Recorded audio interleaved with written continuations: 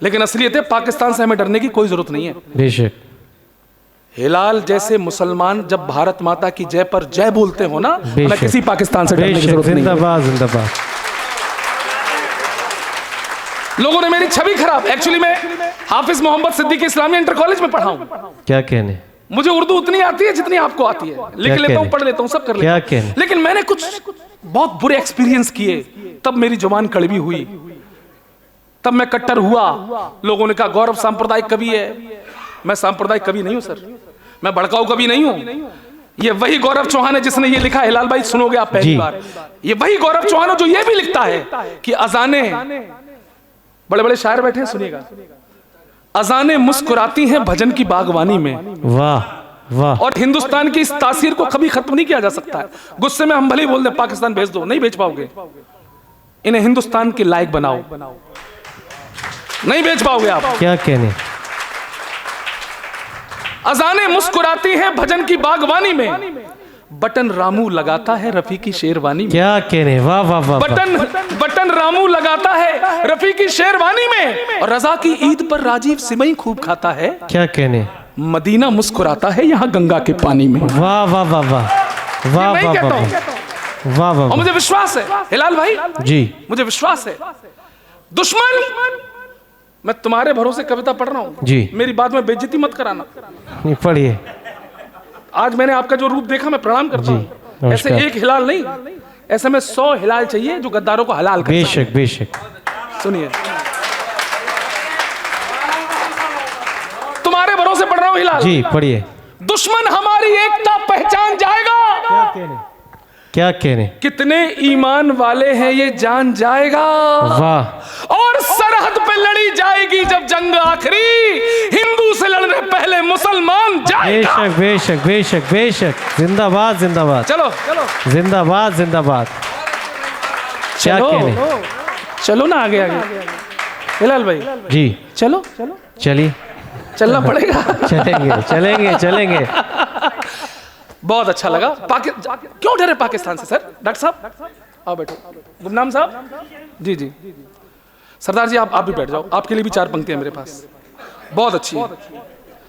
पाकिस्तान से डरने की जरूरत नहीं है सर।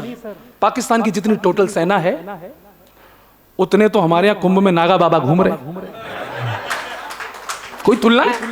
पाकिस्तान की जितनी टोटल पुलिस है उससे ज्यादा तो हमारे जेलों में कैदी बंद हैं। शाम को कैदियों की सजा माफ, सवेरे पाकिस्तान। शर्मा जी आप ऐसे मत बैठो, सच में मेरा दिल बैठा जा रहा है। थोड़ा हाथ पैर चलाइए आप, और डॉक्टर ने भी बताया होगा आपको थोड़ा एक्सरसाइज, है ना। दिक्कत होती कभी कभी कभी सम्मेलन में। आप तो अच्छा सुन रहे हैं, कई बार हम ऐसे कभी सम्मेलन में फंस गए डॉक्टर साहब कि गला फाड़ दिया। अनुराग, ये तो हमारे तिवारी जी हैं, गोपाल तिवारी जी, जो बरेली में मैं पिछली 1 साल के अंदर 5 बार आ चुका हूं बरेली में, हिंदुस्तान रोटरी क्लब तमाम मंचों पर। गोपाल तिवारी जी हमें सुनने आते हैं।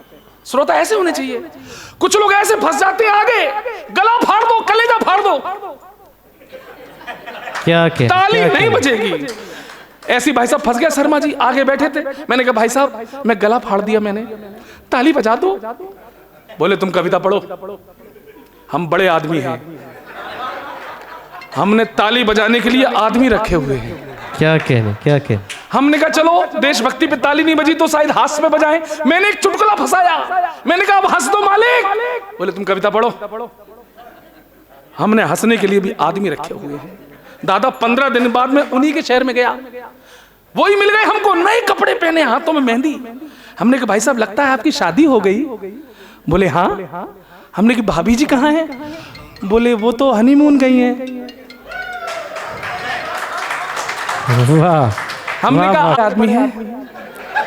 वाह वाह वाह वाह, क्या इशारा। हिंदी दिवस के आयोजन में कोई छोटा बड़ा नहीं, सब भारत माँ के बेटे हैं। एक बार हाथ ऊपर उठाकर इस कार्यक्रम को थोड़ा और ऊंचाई दीजिए। क्या क्या, जय